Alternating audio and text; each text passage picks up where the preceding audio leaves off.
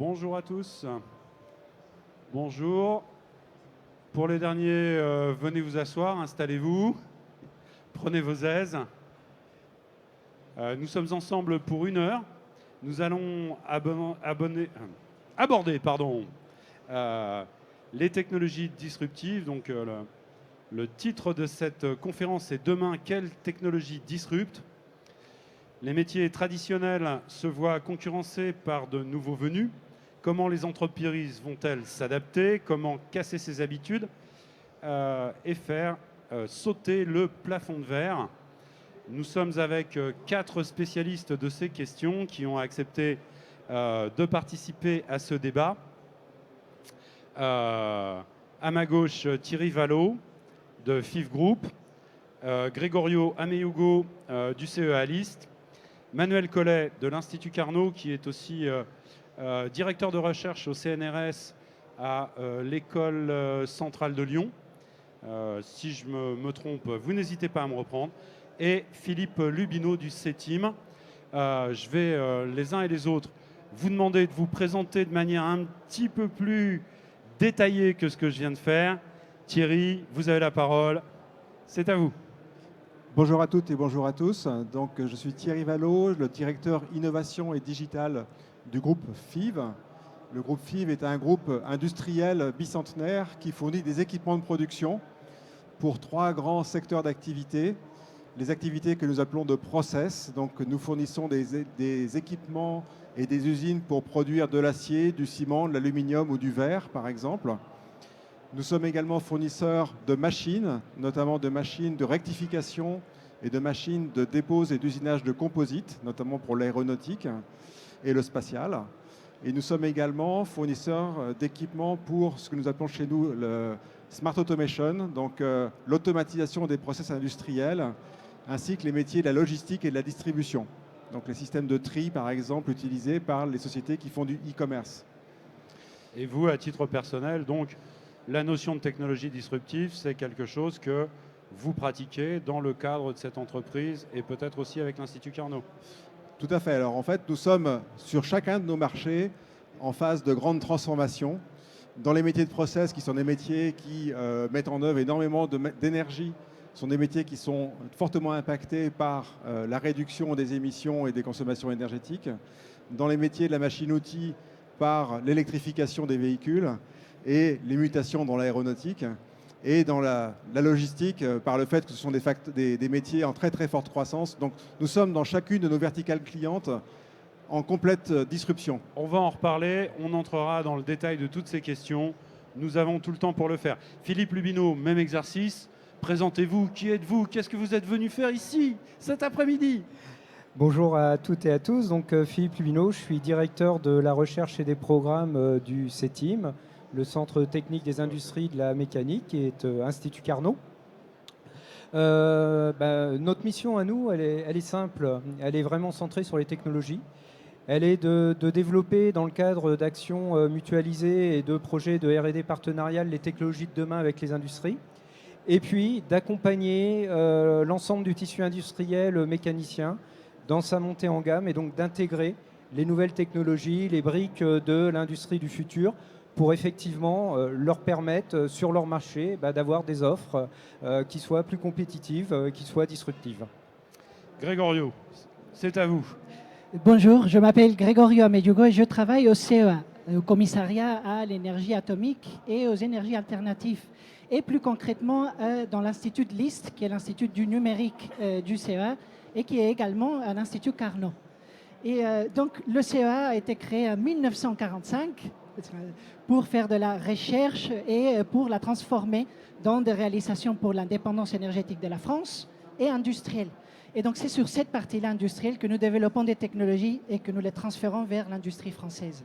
Alors on peut quand même signaler peut-être que le CEA est le premier institut de recherche européen dans les classements mondiaux et le second mondial, je pense qu'on peut le dire quand même. C'est un élément qui mérite d'être rappelé. Manuel Collet, vous allez fermer ce tour de table. Donc moi, Manuel Collet, donc je suis directeur de recherche au CNRS, directeur adjoint du laboratoire tribologie dynamique des systèmes de l'École centrale de Lyon. Et je suis aussi président de l'Institut Carnot à Général à Lyon. Donc, au sein du laboratoire et de l'Institut, on développe de nombreuses activités de recherche, comme le veut notre mission. Et la plupart concernent des actions très bas TRL, et certaines d'entre elles sont disruptives. Disruptive est un mot fort, donc on va y revenir, je pense, dans la discussion. Et on cherche à sortir de ces recherches en sillon, ces recherches de petits pas, pour aller chercher, prendre des risques et d'aller chercher ce qui n'existe pas encore, ce que l'on peut faire en intégrant différents niveaux de compétences dans des domaines qui sont connexes. Et je m'occupe plus particulièrement de tout ce qui concerne la programmation des matériaux. Comment d'un matériau inerte, à qui on peut donner certaines fonctions, on peut le reprogrammer, on peut lui changer ses fonctionnalités, changer sa couleur. Comment ce genre d'outil peut être développé, comment ça se met en place au service de l'industrie, puisqu'à travers le Carnot, on développe de nombreuses activités partenariales, incluant ces recherches très bas niveau. Alors bah, ça tombe bien que vous souleviez le cadrage de ce qualificatif quand on parle de disruptif. Qu'est-ce que ça veut dire? Là, je m'adresse au directeur de recherche du CNRS. Alors, disruptif, on ne va pas faire une leçon d'étymologie, c'est l'étincelle. C'est l'étincelle qui va nous permettre d'aller... physiquement, c'est l'étincelle électrique, mais c'est aussi l'étincelle technologique. On a une idée, on n'est pas sûr, on est dans un domaine peu connu. On veut se projeter dans ce domaine-là et on est disruptif. On va sortir des sentiers battus et on va chercher à créer la connaissance qui va nous permettre d'aller étudier ce nouveau phénomène, ces nouvelles applications. Donc aujourd'hui, disruptif pour l'industrie, c'est aussi un mot qui est dangereux parce que c'est sortir de ses habitudes, c'est sortir de ses connaissances, de ses compétences. Mais la disruption, l'étincelle ne prend feu que s'il y a des comburants, des carburants, c'est-à-dire s'il y a des technologies capables de la mettre en œuvre et puis des hommes pour mettre les compétences là-dedans pour que ça avance à tous les niveaux. Donc ce mélange-là est quelque chose d'important à mettre en œuvre qui est difficile. Voilà. Et les Carnots se situent au milieu de cette mêlée pour essayer de passer d'une idée un peu farfelue d'un chercheur à des nouvelles applications. On en a tous les jours qui arrivent sur le marché, qui datent d'il y a une quinzaine d'années ou une vingtaine d'années. Et c'est ce qu'on essaie de développer dans ce vocable disruptif. Grégorio, vous êtes d'accord avec cette définition? Je suis d'accord, je ne pourrais ne pas être d'accord, mais je vais tricher parce que autrefois j'ai fait une thèse dans la diffusion des technologies disruptives. Donc je ne vais pas m'attarder sur l'étymologie. Je veux plutôt créer un sens de menace. Parce qu'aujourd'hui, on peut le voir d'une façon très positive, comme Manuel a dit, c'est un voyage, je vais changer les bases. Aujourd'hui, l'industrie voit la rupture comme une menace. Donc cette disruption va être quelqu'un qui va arriver et qui va changer les règles du jeu. Donc cette rupture va faire que les acteurs qui s'imposaient avant ne vont plus s'imposer derrière. Comment est-ce que je peux devenir un acteur dans cette rupture et me disrupter moi-même? Donc c'est ce que beaucoup de gens ont dans la tête aujourd'hui. Thierry Vallot. Alors je suis évidemment d'accord avec ce que vient de dire Grégorio, mais je pense qu'il faut aussi voir la disruption comme une chance.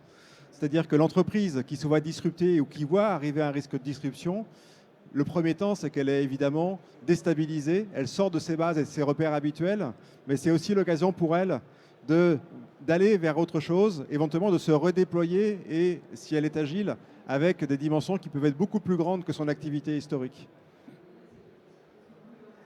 C'est clair, Philippe. quand on parle disruption, c'est menace-opportunité. Et il faut pouvoir exploiter les opportunités et se garder des menaces. Je dirais aussi dans le terme de disruption, il y a l'aspect technologie, il y a la dimension marché aussi. Parce qu'une technologie, une disruption, c'est une innovation qui perce sur un marché, qui remplace un service, un produit existant sur un marché donné. Et ça, c'est important parce que pour une entreprise qui maîtrise une technologie, ça peut être à un moment donné d'aller sur un autre marché, créer la disruption sur ce marché grâce à son acquis technologique. Oui, mais alors, une disruption, est-ce que ce n'est pas tout simplement une innovation, Thierry? Alors c'est un facteur d'innovation, c'est aussi un facteur d'accélération. Moi, ce qui me frappe aujourd'hui, c'est que la disruption, elle est aussi par rapport à l'échelle de temps. C'est-à-dire qu'on parle de disruption technologique. Si je prends le cas des batteries électriques, pour le véhicule électrique par exemple, c'est une disruption parce qu'elle est en train de remettre à plat 100 ans de recherche dans le domaine de l'automobile, mais c'est aussi et surtout une disruption parce que l'innovation vient d'Asie, parce que l'échelle de temps est en train de changer complètement, c'est-à-dire qu'on est en train de concevoir un véhicule qui est quasiment intégralement nouveau en l'espace de quelques années seulement, alors que l'état de l'art a mis 100 ans à s'établir. Et donc je pense que cette échelle de temps, et qui est très structurante pour les organisations, est également un facteur extrêmement important. Manuel Collet, la disruption, est-ce que c'est pas tout simplement une innovation? Allez, l'innovation, hein, c'est l'invention qui trouve son marché, qui trouve son aboutissement dans l'utilisation, dans les usages. La disruption, je suis tout à fait d'accord, c'est du temps court, c'est-à-dire d'un seul coup, les équilibres changent. On passe d'un équilibre qui était stable autour d'une voiture à combustion interne, un moteur à combustion interne, à une voiture électrique. On a changé de modèle. Ça va induire un certain nombre de révolutions dans les activités de recherche de technologie. Mais on peut aller plus loin dans la disruption. Est-ce que la voiture ne va pas être modulaire, ne va pas se reformater au cours du temps? Est-ce qu'on ne va pas pouvoir lui allonger sa durée de vie en la reconstruisant, en la reprogrammant, par exemple? Donc c'est ça, c'est aller encore plus loin, sortir encore plus loin des sentiers battus pour donner à l'entreprise des nouvelles perspectives. Elles ne sont pas si éloignées que ça. Hein. Ça fait peur, c'est sûr que c'est des choses qui peuvent être assez angoissantes de se retrouver en dehors du coup. Paf, on faisait des soupapes, ben, les soupapes, il n'y en a plus. Bon, pour l'instant, c'est pas sûr qu'on n'aura pas. Enfin, on verra. Mais comment on fait? Comment on agit? Comment on arrive à se ressourcer scientifiquement et technologiquement pour rester à la page? Donc la disruption, elle se vit et ça doit être une opportunité. Grégorio, et puis juste après Philippe. Je suis complètement d'accord avec Manuel. Et donc aujourd'hui, Vous allez arrêter d'être tous d'accord ensemble là, parce que C'est souvent avec le CEA. ouais, bon, ça mais on commence est à- tous des instituts Carnot, ça pourrait pas être très bon. Oui, donc aujourd'hui, la disruption, finalement, si on regarde quel est ce fait, c'est un concept qui est disruptif. Par exemple, je vais désormais pouvoir imaginer une entreprise de fabricants de voitures qui ne fabrique plus de voitures. Donc, par contre, c'est grâce aux innovations qu'on peut mener cette disruption. Donc, ce qu'on voit aujourd'hui, c'est que les innovations qui sont derrière, comme Thierry l'a dit, avancent à un pas qu'on n'a jamais vu. Je vous donne un exemple sur des moteurs physiques qu'on utilise pour les jumeaux numériques. Il y a des calculs qui, l'année dernière, prenaient plusieurs heures. En février de cette année, plusieurs minutes. Et la semaine dernière, on a vu encore une annonce de presse, plusieurs secondes. Et donc, ce qu'on peut faire avec ça, ça change complètement les concepts qu'on pourrait déployer avec ces technologies. Ça change complètement. Et c'est pour ça que c'est très difficile aujourd'hui de mettre le cap. Qu'est-ce qu'on va faire comme disruption? Parce que peut-être que le mois prochain, on découvrira qu'on a fait le mauvais choix. Philippe. Alors, je voulais souligner deux choses. Un, sur la dimension temporelle qui est très importante. Parce qu'avant qu'une innovation devienne véritablement disruptive, ça peut prendre du temps. Je donnerai deux exemples. On a eu la grande chance au CETIM de participer au tout début du cœur artificiel Carmat. Là, c'était le premier prototype, c'était il y a 30 ans. C'était il y a 30 ans. Premier prototype qui a été implanté sur un animal, c'était des expériences à l'époque, c'était il y a 30 ans. Donc on voit bien qu'il faut du temps. Il y a une deuxième dimension que je voulais souligner, c'est le changement de mindset. Je prendrai un exemple, la fabrication additive métallique. La fabrication additive métallique est une technologie qui est fortement disruptive. Elle peut changer les chaînes de valeur, elle peut changer la façon de concevoir les pièces. Et c'est là que la disruption arrive, c'est si on intègre cette technologie en changeant ses codes de fabrication. Si je prends une pièce que j'avais l'habitude de faire en usinage et que je la fais en fabrication additive, je vais peut-être gagner quelque chose. Mais c'est en repensant complètement ma pièce pour pouvoir faire des choses qui n'étaient pas possibles avec les procédés classiques que là, je vais être disruptif sur mon marché. Je vais faire une pièce avec des fonctionnalités que je ne pouvais pas avant réaliser, ou la faire en un temps beaucoup plus court, parce qu'au lieu de faire 10 composants, je fais la pièce en une seule passe. Thierry Vallot, vous travaillez dans un grand groupe industriel. Vous avez rappelé que ce groupe industriel avait une histoire centenaire dans le développement de l'industrie en France. Je vais employer un terme fort, mais est-ce que l'industrie, est-ce que l'entreprise industrielle peut supporter cette brutalité technologique? Complètement. Et je dirais qu'il faut simplement qu'elle la saisisse. Alors comment elle s'y prend? Oui, Philippe parlait de la fabrication additive. FIV s'est investi dans la fabrication additive en créant une joint venture avec Michelin qui s'appelle Adobe et qui à la fois développe des machines de fabrication additive métallique et fabrique également des pièces. Alors, on a investi depuis 3 ans 3% de notre chiffre d'affaires annuel en R&D dans cette seule technologie qui, pour l'instant, rapporte un chiffre d'affaires tout à fait, je dirais, marginal. Mais c'est à ce prix-là, effectivement, qu'on peut accompagner et bénéficier de ces disruptions. Donc ça veut dire à la fois qu'il faut avoir, en termes d'organisation et de capacité de décision, l'agilité de croire à une technologie, d'investir en moyens humains, en organisation, pour réussir à saisir la balle au bon. Manuel? Oui, tout à fait. Il y a des outils pour le faire. J'ai parlé de brutalité parce que c'est vraiment ça. Non, C'est-à-dire qu'on voit des entreprises aujourd'hui. Certes, une entreprise peut se lancer dans une innovation et ses concurrents être mis, je dirais, dans une situation de réflexion. C'est pas sûr que celui qui s'engage aille au bout sans y laisser des plumes. Et c'est pas sûr que celui qui s'y engage pas, il laisse pas des plumes en perdant en termes d'image, en termes éventuellement de transformation de ses process ou de remise en cause. C'est là que je parle de brutalité en ce sens parce que oui, ça peut être brutal, mais on a des systèmes en France qui permettent d'adoucir ce type de modification de l'environnement et des technologies. On a des aides qui nous permettent d'être proches du système public de recherche, par exemple, ou proches de start-up.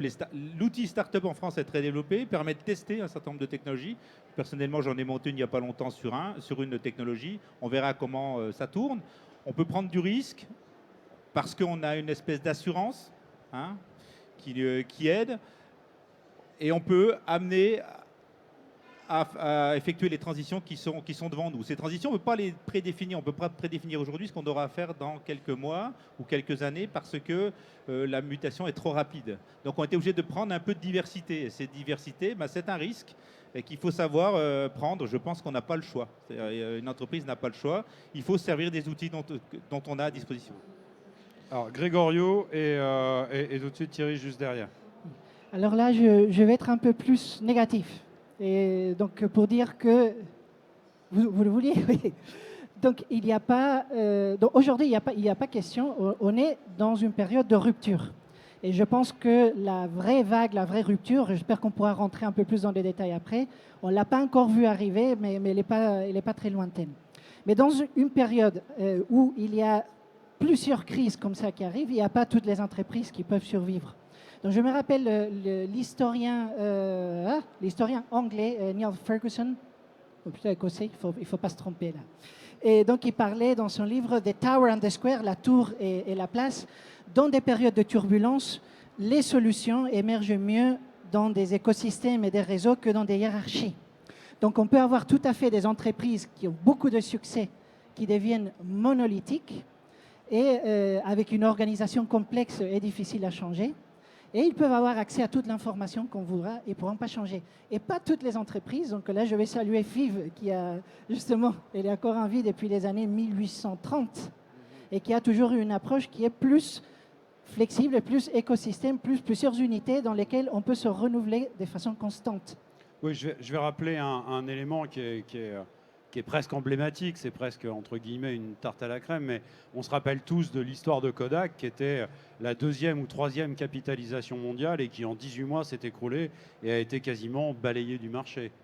Oui, effectivement, mais c'est le réseau dont on parlait tout à l'heure. Ce réseau-là amène cette diversité de points de vue, assure une certaine adaptation à ce qui est en train de se produire, je suis tout à fait d'accord sur cette ligne-là.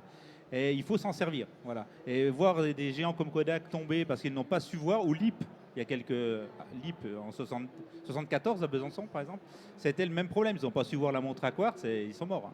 Alors que c'est eux qui ont inventé la montre à quartz. Le premier brevet, c'était chez eux, qui n'a pas été breveté par LIP, qui ne l'a pas maintenu. Voilà. Donc des fois en France, on arrive à innover, mais on n'y croit pas. Il faut prendre des risques. Thierry Vallot. Oui, je dirais que le risque, il est moins par rapport à la technologie que par rapport à la capacité de décision et par rapport au caractère visionnaire des décideurs. En France, on a quand même la chance incroyable d'avoir un écosystème de recherche extrêmement riche qui couvre tous les niveaux de TRL. Et on se connaît très bien avec Grégorio parce que avec le LIST, on travaille de manière récurrente, avec le CETIM également. Et donc, quand on a besoin d'avoir des compétences scientifiques de haut niveau, quand on a besoin d'avoir accès à des technologies, dans l'écosystème français, on y a accès. Je pense que la barrière, elle est rarement technologique. Le vrai risque, c'est de ne pas avoir la souplesse intellectuelle, la capacité décisionnelle de se dire « Ok, je suis dans un secteur qui est en train de s'effondrer. FIV, on était les spécialistes mondiaux de la rectification des vilebrequins. Bon, c'est un marché qui s'est effondré en l'espace de 2 ans. Donc maintenant, on a 3 filiales qui sont capables de faire ça. Qu'est-ce qu'on en fait ?» Et je dirais, l'agilité qui est nécessaire pour pallier à ce risque, c'est effectivement d'être capable de reconfigurer l'entreprise, redéployer les compétences, changer les organigrammes de manière extrêmement rapide. Philippe Lubino, comment on fait pour casser ses habitudes? Il y a des techniques, il y a des méthodes, il y a des moyens, il y a des sources d'accompagnement. Je ne sais pas, moi, casser ses habitudes, c'est quelque chose de très difficile quand on est humain. Je pense qu'il faut y être prêt. Il faut y être prêt et on a quand même un certain nombre de dispositifs en France qui peuvent aider. On parlait, il y a l'Alliance pour l'industrie du futur, il y a les instituts Carnot, il y a les centres techniques, il y a un certain nombre d'endroits où on peut être en contact d'autres partenaires industriels, de ressources académiques, de gens qui font de la veille pour s'ouvrir, pour capter des idées, pour tester des choses qui permettent d'avancer. Je pense aussi qu'il y a un certain nombre de dispositifs qui permettent de mutualiser. On parle des prises de risques. Il y a aussi capacité à mutualiser certaines choses qui permettent de pouvoir tester, faire de la faisabilité à moindre risque. Et après, le dernier point, c'est d'être en mesure de pouvoir aussi, quand on a cette idée, on a repéré la technologie, on a vu le marché sur lequel on allait, il faut pouvoir aussi embarquer l'ensemble de son entreprise, l'ensemble de ses collaborateurs. Et on voit que quand on accompagne une entreprise, la dimension organisationnelle, la dimension humaine, c'est un facteur qui est parfois aussi important que la dimension technologique si on veut y arriver. Manuel, Oui, on casse ses habitudes. Comment on fait pour casser ses habitudes? Casser ses habitudes, c'est difficile au niveau d'une entreprise. C'est aussi très difficile au niveau des laboratoires de recherche qui ont des temps très longs. On parlait de temps tout à l'heure. C'est vrai qu'il faut 30 ans, grosso modo, entre une invention, une découverte scientifique et puis des applications. Ça peut aller plus vite dans certains domaines. Mais changer de dire, voilà, j'ai travaillé très longtemps sur la lubrification des moteurs diesel, puis d'un seul coup dire, je dois... c'est le fondement. Il faut se replacer sur ses bases, revenir sur sa source qui est la lubrification, la tribologie, et savoir l'appliquer ailleurs. Ce que savent faire nos laboratoires. C'est-à-dire que c'est pas simple. Il faut le mettre en œuvre. Il faut savoir se baser sur ses fondamentaux et retrouver des niveaux d'application qui sont conséquents par rapport aux technologies nouvelles qui arrivent. Donc ce travail-là est quelque chose à faire dans les laboratoires et à soutenir. C'est pas le plus simple, je vous l'avoue. Grégorio. Le problème est encore plus compliqué aujourd'hui parce qu'une partie des technologies de rupture dont on parle, c'est des technologies de façon inhérente numérique. Et donc, si on regarde dans mon département, j'ai 300 chercheurs en robotique, en intelligence artificielle, jumeaux numériques, un peu tout. Dans la robotique, on est sur des cycles pour sortir un nouveau robot qui peuvent aller, dans les meilleurs des cas, c'est plus que 5 ans, on est entre 5 et 10 ans. En intelligence artificielle, j'avais une négociation de licence avec une de nos startups l'autre jour. Elle me dit, mais avouez, les technologies que vous avez développées pour nous l'année dernière, on ne s'en sert plus.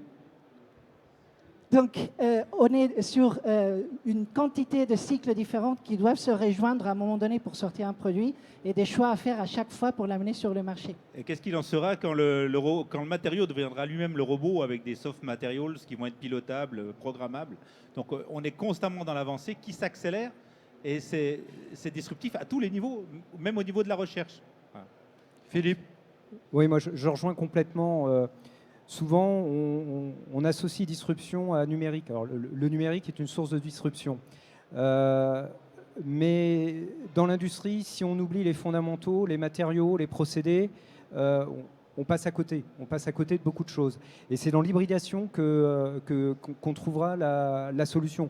On parle jumeaux numériques, par exemple. Jumeaux numériques, c'est quelque chose qui va apporter beaucoup. Permettre de faire du service, permettre d'améliorer le fonctionnement, permettre de vendre autre chose que la machine ou que les pièces que l'on vend. Mais si ce jumeau numérique, on le plaque sur tu parlais des fondamentaux. Moi, c'est quelque chose aussi qui me semble important. Si on oublie les fondamentaux, si on bâtit sur du sable, ça tombe. Et ce qu'on voit apparaître dans les roadmaps, c'est il y a 5 à 10 ans, ce qui était dans le top dans les roadmaps, c'était le numérique. On ne voyait que du numérique partout. Depuis 4 ou 5 ans, les matériaux reviennent en force. Et ça, c'est important. C'est important, on est dans un salon industriel, et c'est important de réaffirmer que sans ce socle, notamment les matériaux, ça va être un enjeu clé. On le voit avec les problèmes géopolitiques que l'on a, avec la transition écologique, avec la recyclabilité.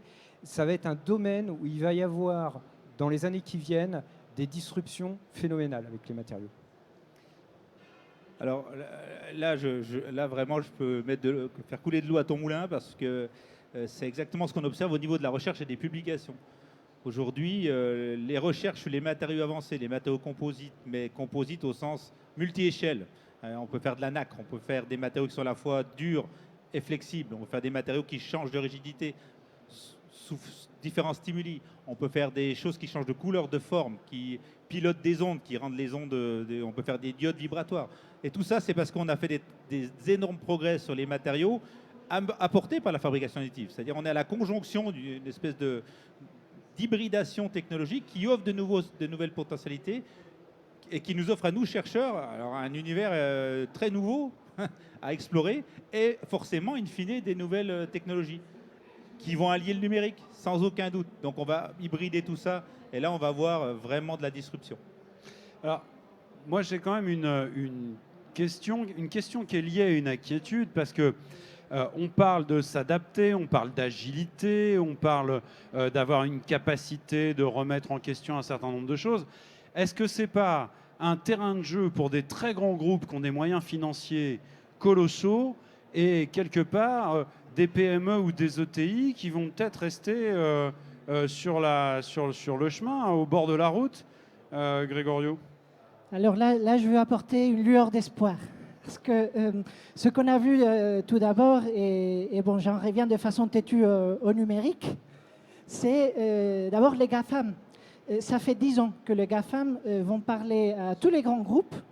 On va venir vous disrupter. On peut le faire avec vous ou sans vous. Et si c'est sans vous, on le fera à votre place.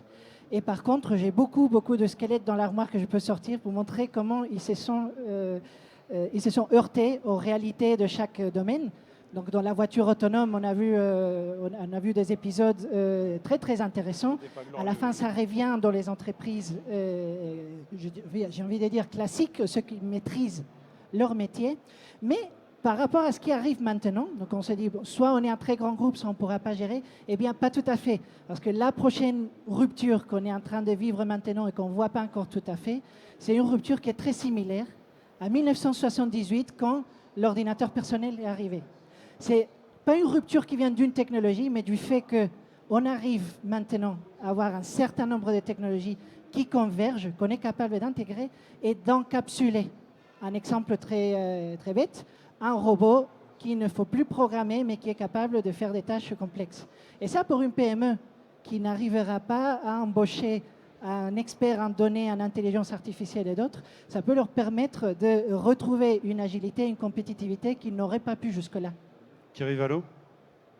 Moi, je dirais que chaque taille d'acteur va se battre avec ses propres armes. Un grand groupe va se battre avec des moyens financiers colossaux. Une plus petite entreprise va se battre avec une agilité et une capacité justement à rebondir qui va être probablement plus rapide. Je pense que ce qui est le plus difficile à gérer, c'est les changements de modèle d'affaires. Sur le plan technologique, on peut s'associer pour faire de la recherche, on peut faire des acquisitions d'entreprises, on peut faire des partenariats qui permettent d'accéder à de la technologie. Quand on joue sur les fondamentaux de l'entreprise, et les modèles d'affaires sont en général beaucoup plus profondément ancrés dans les organisations, et ils sont beaucoup plus difficiles à faire évoluer. Et ce qu'on voit aujourd'hui, c'est que la disruption technologique amène une disruption des modèles d'affaires. Parce qu'on ne peut plus investir de la même manière pour une technologie qui va durer moins longtemps, qui doit être répandue plus rapidement sur la planète. On passe sur des modèles à l'usage plutôt que des modèles de propriété. Et ça, pour les entreprises, c'est quelque chose qui est très difficile à gérer. Manuel, vous êtes d'accord sur cette description du profil des tailles d'entreprise par rapport à la capacité à intégrer des technologies disruptives? Oui, je suis d'accord. Nous, je vois par le point de vue d'un laboratoire, d'un Carnot, donc on a beaucoup de contacts industriels avec des grands groupes et des petites PME, notamment des startups qui font beaucoup de recherche pour pousser leurs innovations. Ils ont besoin d'améliorer leurs compétences. Donc elles sont très dynamiques, elles vont prendre des risques, elles vont faire des choix qui vont conduire ces nouveautés à l'usage, qui vont conduire ces nouveautés sur le marché. Les grands groupes ont une approche beaucoup plus classique, ils vont prendre un peu plus de temps, ils sont moins dynamiques, on va dire, hein. Ils vont être plus prudents.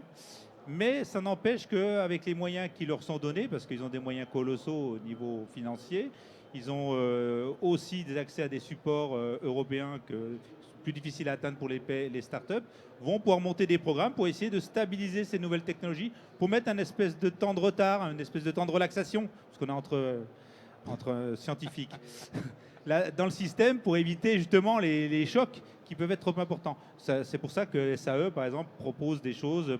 Stellantis, aujourd'hui, on a travaillé avec beaucoup de grands groupes qui introduisent tout doucement ces nouveaux matériaux, ces nouvelles technologies dans leurs affaires. Mais ça va changer effectivement leur façon de fabriquer et de vendre leurs matériaux.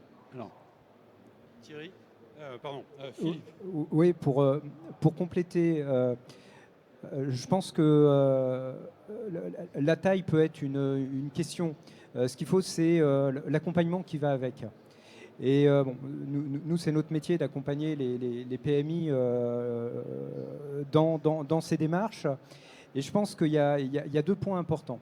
Il y a 2 points importants. Je rejoins ce que disait Thierry. Il faut d'abord bien capter l'environnement de l'entreprise.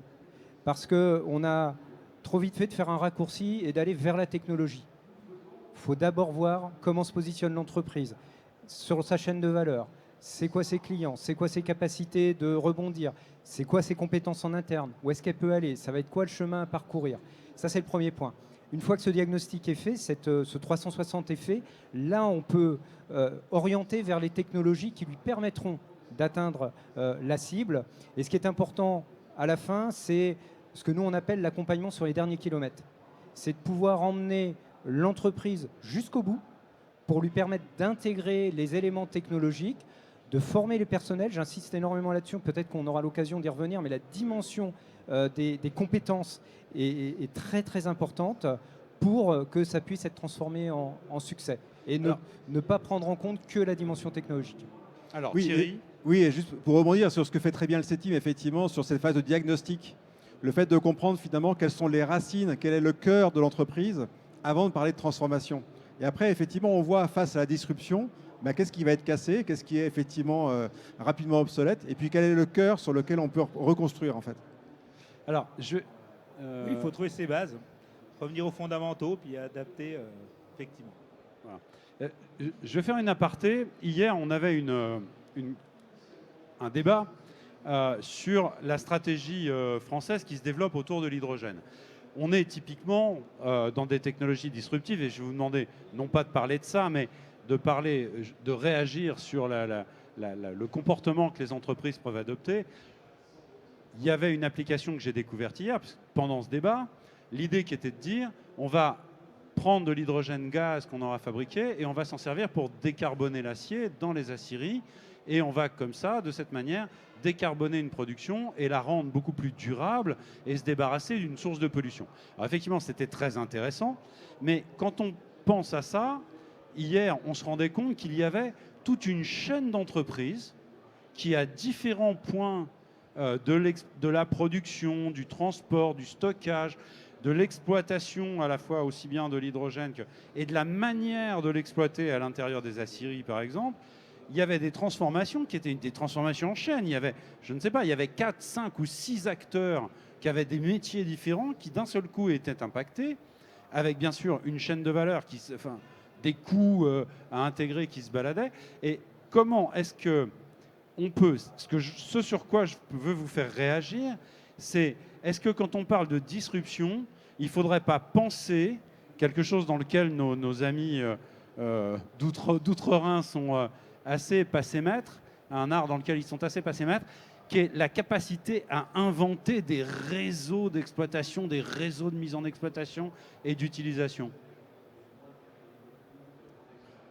Manuel. Alors là, c'est la partie, disons, mise en œuvre de la disruption de la nouvelle technologie qui arrive sur le marché. Et effectivement, ça va impacter l'ensemble des sous-traitants jusqu'à l'utilisateur final. Ça va aussi impacter leur façon d'échanger des produits. Ça va impacter aussi leur façon de faire du commerce et leur recherche, évidemment. On a tendance à découper beaucoup de choses en France et à rester dans des découpes qu'on juge robustes, donc on les garde. Et on peut très bien avoir des renversements de positionnement, de compétences dans une chaîne de valeur liée à l'arrivée de nouvelles technologies. Et effectivement, ce réseau est très important aussi à faire évoluer. Alors Thierry, Philippe et Grégorio. Thierry d'abord. Quand on a ces disruptions, il faut réorganiser le tissu industriel. Et comme le dit Manuel, effectivement, en France, on a tendance à être fractionné. C'est pour ça en fait qu'on a créé cette nouvelle filière Solutions Industrie du Futur. Parce que ces nouvelles activités manufacturières qu'on veut développer en France, on parle de la batterie par exemple pour les véhicules électriques, ont besoin de solutions de production qui n'existent quasiment pas, ou existent pour certains postes de production, mais pas pour l'ensemble de l'usine. Et nous, en France, on arrive à faire ça, à faire travailler différents partenaires, mais qui n'ont pas nécessairement les mêmes implications, les mêmes chaînes d'intérêt. C'est tout l'enjeu, et c'est vraiment la raison d'être de cette nouvelle filière Solutions Industrie du Futur. C'est dans une relation de proximité entre les donneurs d'ordre, donc les gigafactories, et les offreurs de solutions, de créer des écosystèmes. Alors, on va être à l'échelle française, mais en étant aussi à l'échelle européenne, parce que pour avoir la taille critique, il faut voir un peu au-delà des frontières. Mais l'idée, c'est au moins en France, de faire en sorte que des industriels s'allient, s'associent, fassent des consortiums, développent des solutions technologiques ensemble, avec l'ensemble de l'écosystème de RDI, pour être demain capable de fabriquer ces batteries sur le territoire français avec des machines françaises. Philippe. Le cas de l'hydrogène et la façon dont vous l'avez présenté, c'est vraiment très très bien. Parce que, effectivement, généralement, quand on parle de l'hydrogène, on parle plutôt des applications. Mais pour qu'on ait ces applications, pour qu'un jour on puisse avoir une station-service qui délivre de l'hydrogène pour mettre dans sa pile à combustible, il va falloir produire l'hydrogène, il va falloir stocker de l'hydrogène, il va falloir transporter de l'hydrogène, il va falloir le mettre à la bonne pression. Et ça, c'est aussi important que l'utilisation finale. Et là, effectivement, il y a des gisements de nouveaux marchés, d'opportunités pour les entreprises qui sont dessus. Parce que on parle de quoi? On parle d'équipements sous pression, on parle de tuyauterie, on parle de robinet, on parle de vannes, des équipements, là pour le coup, qui sont au cœur de la filière, qui sont au cœur de la mécanique. Et ce sont des groupes d'entreprises où effectivement, avec lesquels on travaille, qui d'ailleurs ont parlé de regarder ces nouveaux marchés. On a bien vu l'intérêt que ça suscitait, les questionnements que ça suscite et la demande d'approfondir, de travaux dessus, parce que, j'en terminerai là-dessus, in fine, sur une technologie comme l'hydrogène, on en revient à des problématiques de matériaux. C'est quoi la problématique? Une des problématiques, c'est la fragilisation par hydrogène. On en revient de la tenue de matériaux. Et la boucle est bouclée. Alors, Grégorio d'abord, Emmanuel juste après. Je vais me remettre à un article très très très ancien qui s'appelait « Moi crayon ». Je ne sais pas si vous le connaissez, c'est une critique de l'économie planifiée. Alors, ça racontait l'histoire de comment un crayon arrivait à exister et avec les intérêts très égoïstes de chacun impliqué dans la chaîne. Et donc à la fin, et c'était une critique du communisme à l'époque, il disait « Imaginez si une seule personne avait dû décider de créer toute cette filière pour que je puisse exister ». Parce qu'à chaque fois, les acteurs impliqués, ils ne sont pas là que pour faire des crayons. Donc, je vais abonder dans le sens de Thierry. Il a parlé du comité de filière Solutions Industrie du Futur. Ce qui est essentiel aujourd'hui, c'est ces communautés d'innovation qui commencent à exister un peu partout, à niveau français, à niveau européen. Il y a l'EIT Manufacturing et encore. Et donc, qui permettent d'abord de se faire une idée ensemble, les entreprises de toute taille qui pourraient avoir un rôle ou pas dans la filière, qu'est-ce qui est en train de se passer, et après décider chacun, c'est leur propre intérêt, est-ce que j'ai quelque chose à faire ou pas. Et on voit souvent qu'il y a besoin d'un chef de file ou de quelques chefs de file. Dans l'hydrogène, on voit qu'il y a eu la création de Genvia, il y a d'autres acteurs qui émergent, mais tout part d'une réflexion commune dans laquelle chacun est là pour regarder quels sont leurs propres intérêts. Alors, le cas de Genvia est un petit peu particulier parce que si j'ai bien compris, ils sont encore dans une phase très expérimentale. Bon, mais il y a d'autres acteurs comme on avait vu McPhee ou Imanis par exemple qui étaient peut-être plus avancés. Manuel, par contre, vous vouliez... Non, je voulais rebondir sur l'aspect, l'importance de dans la chaîne de valeur, des valeurs de chaque objet. Si on prend un moteur explosion, la valeur ajoutée c'était le moteur. C'est très compliqué un moteur explosion à faire, à optimiser. Un moteur électrique, on peut l'optimiser, mais c'est un fonctionnement quand même beaucoup plus simple. Ce sera peut-être le réservoir pour la voiture à hydrogène qui sera l'élément de valeur. Un réservoir, il va avoir des contraintes de sécurité qui vont être telles que le matériau va être adapté. Ça sera un composite, sans doute, parce qu'il est assez léger. Il y aurait des problématiques chimiques, mais il faudra le surveiller. Il faudra être capable de le monitorer en ligne, voire de le réparer en ligne avec des matériaux qui sont auto-réparants. Donc tout ça fait que la valeur ajoutée va peut-être changer dans le fabricant et l'innovation en réseau est nécessaire. D'autant plus que l'optimal du système, ça ne sera pas la somme des optimaux de chacun des sous-systèmes, du moteur, du réservoir, de la tuyauterie, etc. C'est l'ensemble. Donc c'est l'ensemble qui, par ses couplages, fera le meilleur système. Et ça aussi, c'est une difficulté qu'il faut savoir prendre en compte dès aujourd'hui. Savoir adapter l'éolienne dans le vent, mais aussi l'éolienne avec sa génératrice. Savoir piloter tout ça, c'est fondamental. Et c'est l'ensemble qui fait que ça marche bien. Cet aspect réseau-système est aussi quelque chose qui est disruptif et qui nous permet qui est traité aujourd'hui par les jumeaux numériques, par l'aspect numérique. Alors on parle beaucoup de technologie, mais bon, faut pas rêver, elles sortent pas du sol toutes seules. Ces technologies, il faut des gens pour les inventer, pour les développer. Il faut aussi des gens pour les mettre en application, des ingénieurs. Il faut des techniciens.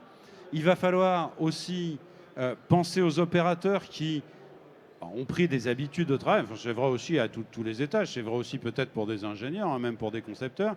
Et puis, il va falloir un petit peu des ingénieurs qui jouent le rôle de chef d'orchestre, qui mettent un petit peu tout ça en musique. Est-ce qu'on a aujourd'hui les ressources purement humaines? Est-ce qu'on a les capacités de former les gens, de les reformer, de leur faire de la formation continue pour leur permettre de s'adapter à ça? Est-ce qu'on a, nous, cette capacité de se recouler dans d'autres moules? Qui veut prendre la parole sur ces questions? Thierry. Alors oui, je pense que nous avons en France un écosystème de formation qui permet de former les personnes dont nous avons besoin. Il y a encore des nouveaux métiers qui arrivent, des nouvelles compétences qui arrivent et il y a des formations à créer, mais globalement, Comment faites-vous pour être aussi affirmatif alors qu'on s'est rendu compte que ces technologies, elles vont toucher du numérique, elles vont toucher des matériaux, des nouveaux processus, des chaînes complètes de transfert, d'utilisation de nouvelles énergies. On va vraiment être capable d'avoir des compétences aussi variées, aussi diversifiées dans tous les domaines? Ce que je veux dire, c'est que l'enjeu, c'est que les gens qui sont capables d'acquérir ces formations et d'exercer ces métiers aient envie de venir vers la technologie et vers l'industrie. La grande difficulté aujourd'hui, c'est que les gens qui ont les compétences intellectuelles et scientifiques pour conduire ces changements-là vont, pour une grande partie, vers des métiers qui ne sont pas l'industrie.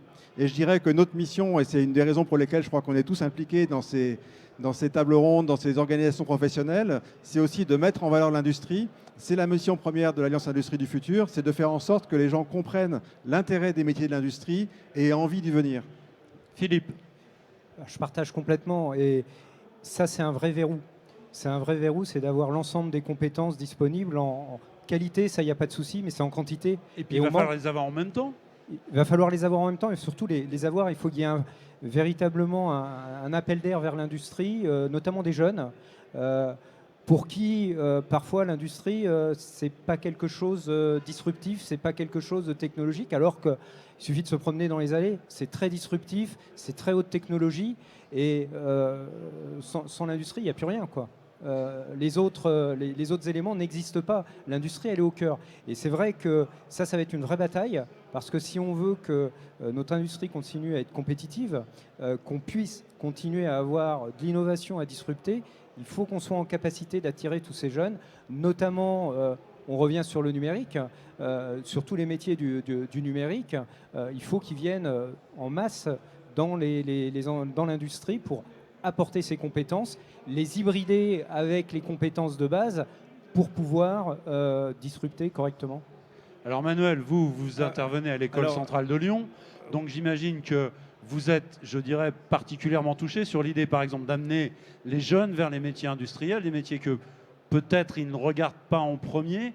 Est-ce qu'on arrive aujourd'hui à recréer un appel d'air vers... parce que c'est passionnant, toutes ces technologies. Enfin, je veux dire, normalement, on devrait se battre pour venir dans ces filières. Ah, effectivement, c'est très compliqué. Aujourd'hui, on se bat tous à nos niveaux différents pour redonner le goût aux sciences dès les plus petites classes, parce que c'est là que va jouer cette appétence vers ces métiers scientifiques et technologiques. À l'école centrale, dont on recrute, nous, on n'a pas de problématique de recrutement. Les élèves sont bons à l'entrée parce que le système le veut comme ça, et ceux qui arrivent par les masters ou par des filières diverses aussi. Mais on va être obligé d'augmenter les capacités de formation et d'avoir une masse d'étudiants plus grande. Aujourd'hui, ils partent vers d'autres domaines. Même à l'école centrale, ils s'orientent vers des domaines moins technologiques et scientifiques dès l'entrée à l'école. Alors, ce qui peut leur permettre de rentrer, pour répondre à la question, dans ces applications, c'est les enjeux de développement durable. Alors là, c'est des choses qui les touchent beaucoup plus que nos générations, enfin que la mienne et puis que d'autres après moi, et qui leur permettent d'avoir une appétence. Et il est très compliqué de ne pas faire de tarte à la crème lorsqu'on leur explique que cette technologie-là va avoir un impact fort sur les émissions de CO2, va avoir un impact fort sur notre capacité à soigner les gens correctement, sur notre capacité à fabriquer des nouvelles technologies pour de l'alimentaire, par exemple. Donc, ils ont du mal. Il y a une espèce l'acceptation n'est pas simple et la compréhension n'est pas simple. Il ne faut pas qu'on se contente d'être trop superficiel lorsqu'on dit voilà, j'allège une voiture, et va consommer moins d'essence, donc moins de CO2. Ça ne marche pas. Donc il va falloir qu'on soit beaucoup plus fort aussi, nous, dans nos argumentaires. Alors, je vous laisse la parole parce que j'ai une question piégeuse. Les dernières promotions de l'école centrale de Lyon, quel pourcentage de jeunes garçons, quel pourcentage de jeunes filles? Alors, c'est 25 à 30% de jeunes filles aujourd'hui. Alors, je ne vais pas dire de bêtises, je pense qu'on me regardera après sur vidéo. Ça dépend si on prend tous les étudiants ou que ceux qui sortent du concours. Mais en gros, c'est ça le ratio. C'est des ratios sur lesquels on se bat tous les jours pour laisser les augmenter. Le problème ne vient pas du recrutement en lui-même, mais vient du vivier. C'est-à-dire que dans le vivier des classes préparatoires, on est même un peu au-dessus. Nous, à Centrale, c'est 20%, je crois. En classe préparatoire scientifique, on doit être à 25%. Je laisserai mes collègues me corriger. Mais c'est un vrai problème. La diversité culturelle est quelque chose qui est moins visible puisqu'on a une ouverture internationale qui fait qu'il y a beaucoup d'étudiants de différents pays qui viennent. Mais on a vraiment cette problématique homme-femme qui reste là, quoi. Il faut se battre. Il faut aller dans les banlieues. Moi, j'avais des solutions pour envoyer, pour former et puis faire venir des gens. Voilà. Je vais en profiter pour faire un petit coup de publicité. Il y a ici une initiative qui mérite vraiment d'être saluée. Elle bouge. Elles n'ont pas les deux pieds dans le même sabot. Il faut aller les voir, il faut s'adresser à elles. Il faut attirer les jeunes filles vers les métiers industriels, vers les métiers d'ingénierie. J'en arrête là avec cet aspect un peu qui est un petit peu à part. Sur la formation, sur les ingénieurs, sur les techniciens, sur la formation continue des gens qui aujourd'hui sont dans l'industrie. On s'y prend comment, Thierry Vallot? Il faut créer les formations dont on a besoin. Alors soit elles existent, soit il faut les créer. Et par exemple, je participais à la commission interministérielle 5G, qui est une technologie qui va bientôt arriver et être très significative dans l'industrie. Aujourd'hui, il n'y a pas de formation pour que les gens arrivent sur le marché du travail avec une compétence 5G.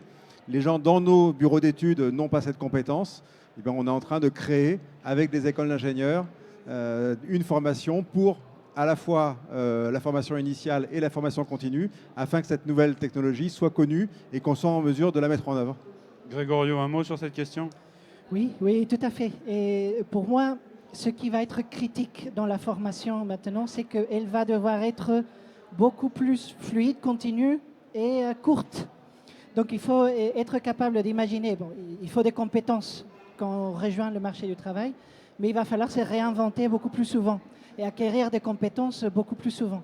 Donc la formation continue, j'ai vu des projets de transformation en usine, très très beaux par ailleurs, dans lesquels on abordait dès le départ l'aspect formation. Et donc on dit le nouveau processus, on va avoir besoin de moins de personnes, les personnes qui vont rester là vont avoir besoin d'autres compétences, on va les former, les autres qui vont plus être nécessaires, on va les former également, on va leur proposer d'autres postes. Donc c'est le fait d'attaquer la transformation dès le départ avec une optique des compétences. Et on voit ce type d'initiative de plus en plus souvent. Mais la formation continue qui peut être réalisée depuis n'importe où, donc les usines apprenantes, on parle beaucoup maintenant, ça va être critique pour pouvoir maintenir ce qu'il faut. Et en matière de numérique, on est en rupture des stocks, je vous l'ai dit. Oui, j'entends bien. Et puis, on dit parfois que en France, on forme de très belles compétences, on a des très belles filières, et qu'on n'arrive pas à garder nos cerveaux. Alors, on va y arriver à ça, Philippe? Oui, on doit y arriver parce que c'est une question de compétitivité. Si on n'a pas ces cerveaux dans nos industries, on n'y arrivera pas. Et je rebondis sur ce que disait Manuel, notamment vis-à-vis des jeunes. L'enjeu climatique, l'enjeu environnemental est un enjeu clé pour eux. Et je pense que le message à leur passer, c'est de dire que l'industrie, ce n'est pas un problème, c'est la solution. Parce que si on veut réussir la transition énergétique, si on veut réussir la transition environnementale, on aura aussi besoin de technologies. Et on aura aussi besoin de technologies qui soient produites, qui soient fabriquées dans des régions où on maîtrise tous ces impacts, que ce ne soit pas fabriqué ailleurs. Et donc c'est pour ça qu'on a besoin d'eux qui viennent dans les industries en France, parce que c'est là qu'ils vont pouvoir exprimer complètement leur potentiel et avoir un effet véritablement transformant sur la société. Alors, on va peut-être prendre quelques secondes parce que le chrono, malheureusement, le temps file. Justement, on parlait de technologies disruptives. Est-ce qu'il y a un aspect régionalisation? Est-ce qu'il y a des clusters particuliers ou est-ce que vraiment on est à la fois des écoles d'ingénieurs, des centres industriels qui sont répartis un peu partout sur le territoire? Il y a des spécificités, il y a des choses qui se construisent. Est-ce que ça se segmente? Est-ce que c'est plutôt concentré? Qui veut répondre à ça? Peut-être la question n'est pas bonne, je ne sais pas. Vas-y. Alors, je dirais il y a toujours, bien sûr, des régions ou des clusters où il y a plus d'activités de recherche ou plus d'activités industrielles. Et donc, c'est des régions où, naturellement, on va avoir plus d'opportunités et plus d'effervescence. Là, on est en Île-de-France. Île-de-France est la première région en brevet IA et IoT, la première région européenne en GDP. Et pourtant, c'est peut-être une des conséquences positives des disruptions qu'on vit. C'est pas l'endroit le plus facile à vivre. Et donc, ce qu'on voit de plus en plus, y compris dans notre organisme, c'est des chercheurs qui voient bien la valeur de ce qu'ils sont en train de faire, de développer des technologies IA plus frugales, mieux pour l'environnement, etc. Mais je veux le faire depuis Bordeaux, merci beaucoup, ou depuis un endroit où ça soit plus agréable à vivre. Et on arrive à faire ça de mieux en mieux. Donc, je dirais que ça a tendance à s'éparpiller un peu. D'accord. Vous êtes d'accord avec cette idée-là, Manuel Collet? Oui, je pense que les clusters aussi sont liés à l'histoire de certaines régions. À mon accent, vous avez reconnu que je venais du Jura ou du Doubs. On n'a rien remarqué. Il y a une histoire autour des technologies horlogères et de la mécanique de précision. Ça reste un grand centre industriel et un grand centre de recherche sur ces domaines-là à Besançon, et en Suisse. Sur Lyon, on a aussi les tisseurs qui ont donné l'industrie textile et aujourd'hui l'industrie composite avec des boîtes extrêmement innovantes sur le composite et sur les tissus techniques. Donc cette historique est là, donne ses fruits, entraîne de nouvelles technologies. Donc il y a aussi ces clusters là qui sont formés, mais aujourd'hui l'Internet, la facilité de mobilité, la qualité de la vie fait que des régions se développent, des régions autour bon, je donne de noms parce qu'on va me dire encore parce que je les connais mal, mais il y a des régions qui se développent très très bien à des endroits où il n'y avait rien il y a quelques années. Alors, les industriels qui sont aujourd'hui concernés par des technologies disruptives ou qui veulent s'informer autour de ces questions, vers quels organismes ils peuvent se tourner? On a parlé les solutions industrie du futur, Mais comment on s'adresse à ces gens-là? Comment on peut s'informer, outre la table ronde que nous tenons aujourd'hui? Mais je veux dire, si aujourd'hui un industriel du sud de la France, enfin, vers quels organismes on peut se tourner? On parle des instituts Carnot, mais c'est peut-être pas les portes vers lesquelles taper. On s'y prend comment? Le CETIM, tiens, par exemple. Philippe, Alors, votre avis? Deux réponses. Effectivement, on peut frapper à la porte des instituts Carnot. On peut frapper à la porte de l'Alliance pour l'industrie du futur.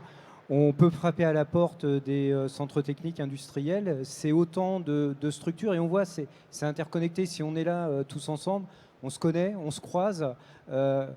Tu parlais de fluidité. Ce qui est important, c'est la fluidité du réseau. Pouvoir amener la personne au bon endroit. Parce que si ces différentes structures existent, c'est qu'elles ont un rôle à jouer. Il y a de l'interface entre ces structures et de pouvoir guider les personnes. Je prends un exemple. Parce que moi, je suis j'ai la conviction qu'il faut laisser les initiatives émerger. Si on essaye de tout structurer, on n'y arrive pas. C'est pas possible. Le top-down ne marche pas. Le bottom-up marche bien. Mais à un moment donné, il faut que ce soit cohérent. On prend l'exemple de la fabrication additive métallique, qui est une technologie de disruption. Depuis une petite dizaine d'années, il y a un certain nombre d'initiatives qui ont vu la naissance en France, un petit peu partout sur le territoire, qui sont ancrées dans les territoires. Ça, c'est important. Elles sont au plus près. Il y en a en Rhône-Alpes, il y en a en Nouvelle-Aquitaine, il y en a en Île-de-France, il y en a au niveau national, il y a les instituts Carnot. Et là, on est en train de mettre en place une cohésion, non pas une superstructure, mais de mettre ensemble toutes ces initiatives autour de la table pour pouvoir communiquer d'une seule voix. Et on a vu le résultat. On a organisé ensemble, conjointement, un séminaire scientifique sur la fabrication additive métallique internationale. Les collègues internationaux qui sont venus nous ont dit on n'avait pas conscience qu'il y avait une telle force de frappe en France, parce que ce n'était pas visible. Donc il faut y ait des points de contact un petit peu partout, et à un moment donné, il faut de l'intelligence dans le système pour pouvoir avoir une carte qui est lisible, à la fois des industriels, mais aussi à la fois de nos compétiteurs à l'international. Thierry Vallot, vous êtes d'accord avec cette idée-là? Oui, en France, il y a de multiples réseaux. Je voudrais simplement citer une initiative de l'AIF qui sont les vitrines Industrie du futur. Il se trouve que je pilote le groupe de travail et donc je les connais bien.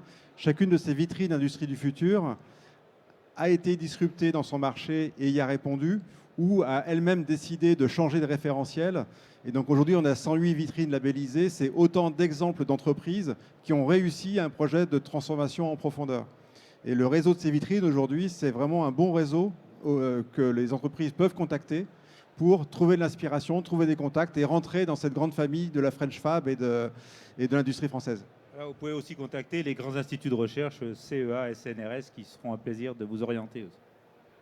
Eh bien, je crois qu'on va en rester là. Ça va être le mot de la fin, à moins que quelqu'un veuille ajouter encore quelque chose. On a épuisé le temps qui nous était imparti. Je vous remercie à tous ceux qui sont venus nous écouter, qui sont venus assister à cette conférence. Ceux qui l'ont raté, eh bien, la retrouveront sur Internet. Il n'y a pas de problème de ce côté-là. Merci Thierry Vallot, merci Gregorio Ameyugo, Manuel Collet, Philippe Lubino. Une très bonne journée, une très bonne soirée à tous. Merci d'avoir été là. Et puis, on se retrouve tous demain pour d'autres conférences. Bonsoir.